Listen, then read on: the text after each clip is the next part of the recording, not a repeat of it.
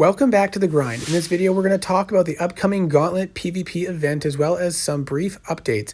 But before we get into that, and I don't do this often, but I am getting very close to 2,000 subscribers. I really appreciate everyone's support. The other exciting thing that's coming up is the 1-year anniversary of my channel. In about a month from now was the first video that I ever posted. So I am excited about both of those things, and I would really love it if I was able to get to 2,000 subscribers by or around my 1-year anniversary of my channel. So if you have been following my videos for a while but haven't got around to subscribing yet, or if you're new to my channel and haven't subscribed yet, I really would appreciate that added support. And to those who have been subscribing for since the beginning, I really do appreciate your continued support, and following my videos and the feedback I get from all of you really helps me continue to want to make these videos to help everyone out.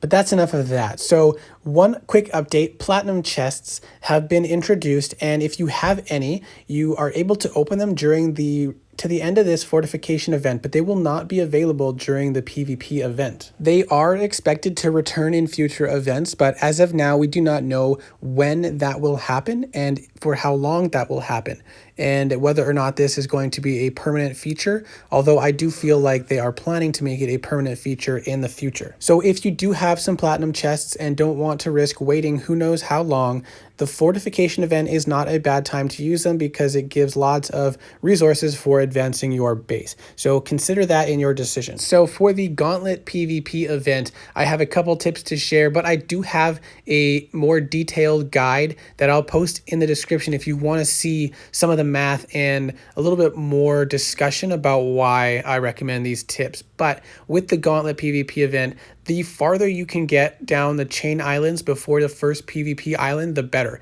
And in some situations, depending where you're at with your team, it's actually better to ignore the first PvP island and continue progressing down the surrounding chain islands. And I go into detail in that in my other video. So I know that some people prefer not to hit the islands with the lower points at the start, but if everyone chips in, then it doesn't really impact your final score that much, especially because the final islands reward so many extra points than the initial ones. So definitely get your team on as early as possible, do some refills, progress as much as possible down the surrounding chain islands, and if you can get 2/3 or more of the way down that island, then the PvP island awards decent points. But again, the main value in the PvP island, in my mind, is stealing points from the other team, at least until you've completed all the chain islands. And at the beginning of the PvP event, the other team doesn't have very many points to steal, so you really don't earn that many points from it. Once you have completed all the chain islands to the middle and defeated Gustav's island,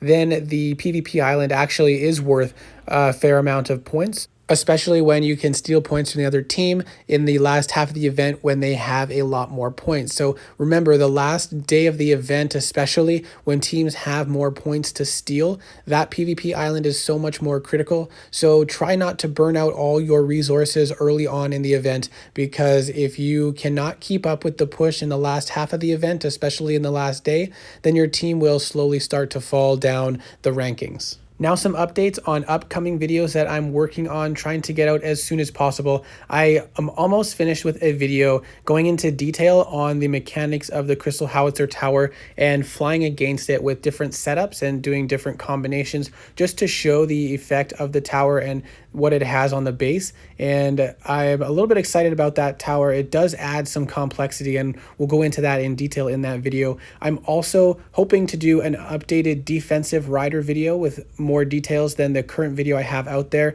that talks about both offensive and defensive riders, the basics. And I'm also going to go through in a bit more detail platinum chests, as well as the incredible value of the Crystal Howitzer Tower branch in this season because of how many resources that it gives, and whether or not I end up going for it. I'm very strongly leaning towards it. I just have not committed yet. So stay tuned for some of those videos. And again, if you would like to, please subscribe and show your support. Thanks again, and see you in the next video.